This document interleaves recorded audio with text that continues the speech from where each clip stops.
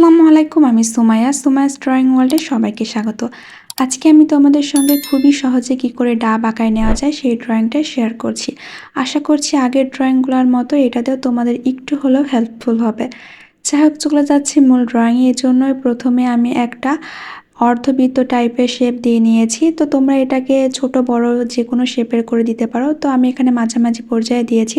এরপর পাশ থেকে আমি এভাবে মাঝে অবধি জয়েন্ট করে দিয়েছি, আর অপর পাশ থেকেও কিন্তু আমি এভাবে একটা দাগ করে নিচের দিক থেকে জয়েন্ট করে দিয়েছি। আর যখন দুইটাই জয়েন্ট করা হয়ে গেছে, নিচের দিক থেকেও আমি আরেকটা অর্ধবৃত্ত শেপ করে জয়েন্ট করে দিয়েছি। এবার আমি প্রথমে যে দাগটা করেছিলাম সেখান থেকে 2.5 ইঞ্চি পরিমাণে যে দেখিয়ে দিচ্ছি আমি হাত দিয়ে একটা ডট করে নিয়েছি। তো তোমরা এই পরিমাণে এই ডটটা করার চেষ্টা করবা। তারপর নিচের দিক থেকে এভাবে একটু বাঁকা করে আমি দাগ করে নিচ্ছি। আর এইভাবে দাগ দিয়ে নিলে কিন্তু ডাবের যে শেপ সেটা করা কিন্তু অনেকটা সহজ হয়ে যায়। এরপর আমি যে প্রথমে দাগটা দিয়ে দিয়েছিলাম সেটার মাঝ বরাবর আমি আবার আরেকটা বিন্দু করে নিব, এবং এরপর স্কেলটাকে আমি পুরো আড়াআড়ি শেপ করে নিব। তো তোমরা দেখে কিন্তু বুঝতে পারছো যে আমি কাজটা আসলে কিভাবে করছি। তো এবার আমি 2.25 ইঞ্চি পরিমাণ এখানে দাগ করে নিয়েছি। মাঝামাঝি পর্যায়ে রেখে কিন্তু এই পাশে একটা ডট আর ওই পাশে একটা ডট দিয়ে নিচ্ছি। আর এই ডটটা দেওয়ার কারণে কিন্তু এই ড্রয়িংটা করা আরও সহজ হয়ে যায়। তো তোমরা দেখে কিন্তু বুঝতে পারছো যে আসলে আমি কাজটা কিভাবে করছি। এখানে বলে বোঝানোর মতো আসলে কিছুই নেই। তোমরা যদি একবার এই ভিডিওটিকে না টেনে সম্পূর্ণ মনোযোগ সহকারে দেখো, আশা করছি প্রথমবারে এই ভিডিওটিকে তোমরা আয়ত্ত করে নিতে পারবা। এরপর আমি কিন্তু এই মাঝ বরাবর বিন্দু থেকে নিচের দিকে এভাবে টেনে জয়েন্ট করে দিয়েছি। আবার উপর থেকে কিন্তু মাঝ বরাবর বিন্দু অবধি আমি জয়েন্ট করে দিয়েছি। আমি কিন্তু দুই পাশে একইভাবে এই কাজটা করার চেষ্টা করেছি। আর মাঝে যে এক্সট্রা আমি ডটটা দিয়ে রেখেছিলাম সেটা এবার একটা ইরেজারের সাহায্যে আমি মুছে নিচ্ছি। তো তোমরা অবশ্যই চেষ্টা করবা পরে একটা ইরেজারের সাহায্যে মাঝের যে দাগটা দেওয়া সেটা এক্সট্রা দাগ মুছে দেওয়ার, তাহলে যে দাগটা আগে থেকে দেওয়া ছিল সেটা আর পরে বোঝা যাবে না। এর মধ্যেই দেখতে পাচ্ছ যে ডাবের কিন্তু অনেক সুন্দর একটা যে শেপ সেটা চলে এসেছে।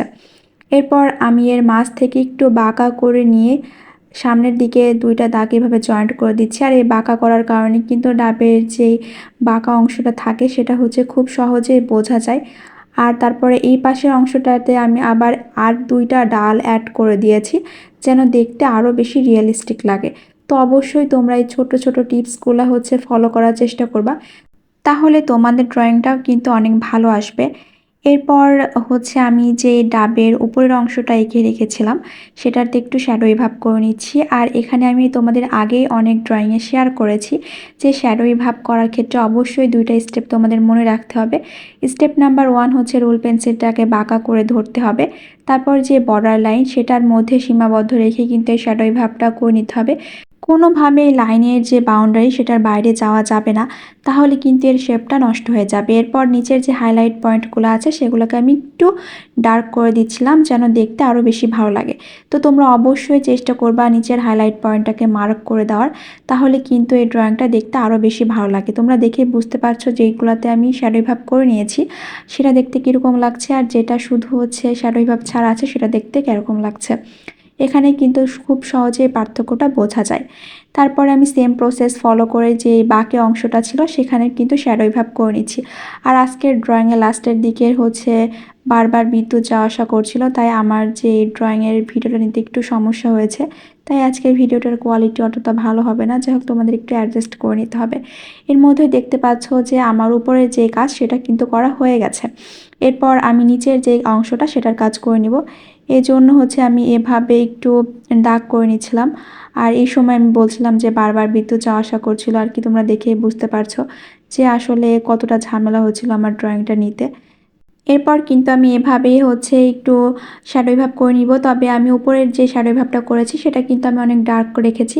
তবে নিচে যে শ্যাডোই ভাবগুলো আমি করে নিচ্ছি সেগুলো তোমরা দেখতে পাচ্ছ যে আমি একদমই লাইট শেড রেখেছি। আমার কাছে মনে হয়েছে যে লাইট শেড রাখলে ভালো লাগবে, তাই আমি লাইট শেড রাখার চেষ্টা করেছি। তোমাদের যদি ডার্ক শেড পছন্দ হয় তো তোমরা ডার্ক শেডও করতে পারো। সেই ক্ষেত্রে শুধুমাত্র এই রোল পেন্সিলটার উপর একটু বেশি প্রেশার ক্রিয়েট করলে কিন্তু ডার্ক শেডটা চলে আসবে। তো তোমরা দেখে বুঝতে পারছো যে আমি কোন কোন জায়গায় এভাবে শেড করে নিচ্ছি। আমি কিন্তু সম্পূর্ণ যে ডাব আছে সেটাতে কিন্তু শেড করিনি, কিছু কিছু স্পেসিফিক জায়গায় আমি এই শেডটা করে নেওয়ার চেষ্টা করেছি, যার কারণে এই ডাবের যে ফিনিশিং বা ফাইনাল লুক অনেক ভালো আসবে। তো তোমরা আমার আজকের ড্রয়িংয়ে বলা প্রতিটি টিপস ও ট্রিক্স যদি হুবহু ফলো করো, তাহলে আশা করছি তোমাদের ড্রয়িংটা অনেক ভালো আসবে। আর আমার শ্যাডোই ভাবটা যখন সম্পূর্ণ করা হয়ে যাবে, তারপরে আমি আঙ্গুলের সাহায্যে একটু চারিদিকে স্প্রেড করে দিব। তবে এই কাজটা তোমরা যেই কটন বার থাকে বা টিস্যু দিয়েও করতে পারো। কটন বার দিয়ে করলে কিন্তু অনেক ভালো শেপ হয়, তবে আমার কাছে তখন ছিল না, তাই আমি আঙ্গুলের সাহায্যে করে নিচ্ছিলাম। এই যে দেখতে পাচ্ছ যে আমি আঙ্গুলের সাহায্যে কীভাবে এই শেপটা করে নিচ্ছি। আর এটা করার কারণে কিন্তু যে আগের একটা রোল পেন্সিলের শ্যাডোই ভাবের যে ভাবটা ছিল সেটা কিন্তু পুরোটাই অন্যরকম হয়ে যাচ্ছে, অর্থাৎ মনেই হচ্ছে না যে আমি রোল পেন্সিলের সাহায্যে করেছি। তো তোমরা অবশ্যই এই স্টেপটা ফলো করার চেষ্টা করবে, শুধু এই ড্রয়িংয়ের ক্ষেত্রে না, অন্যান্য ড্রয়িংয়ের ক্ষেত্রে যেখানে তোমরা শ্যাডোই ভাব করতে যাচ্ছ সেটাতেও কিন্তু অ্যাপ্লাই করতে পারো। এরপর আমি কিছু দাগ করে দিয়েছিলাম, যেহেতু ডাবের গায়ে মাঝে মাঝে এরকম কিছু দাগ থাকে, তো এই স্টেপটা তোমরা স্কিপও করতে পারো, আমার কাছে ভালো লেগেছে তাই আমি অ্যাড করে দিয়েছি। আর এরপরে আমার ড্রয়িংটা প্রায় শেষের পর্যায়ে। আজকের ড্রয়িংটা কিন্তু এই অবধিই ছিল। ইনশাআল্লাহ দেখা হবে নেক্সট কোনো এক ভিডিওতে। ততক্ষণ অবধি তোমরা ভালো থেকো, সুস্থ থেকো আর আমার জন্য দোয়া করো। আর আজকের ড্রয়িংটা তোমাদের কেমন লেগেছে অবশ্যই আমাকে কমেন্টসের মাধ্যমে জানিও।